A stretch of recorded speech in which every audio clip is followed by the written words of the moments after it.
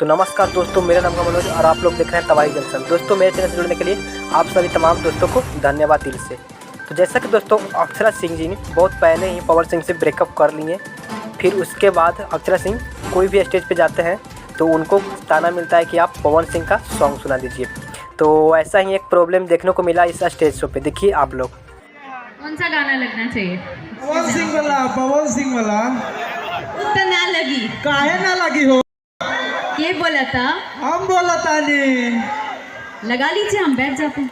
तो आप लोग देखें कि पवन सिंह के फैन ने अक्षरा सिंह को गाना सुनाने के लिए कहा, जिस पे अक्षरा सिंह का बयान क्या देंगे आप लोग सुने ही वीडियो के क्लिप में। ना अपने के होठवा से सुने के बा। आप कौन है भैया?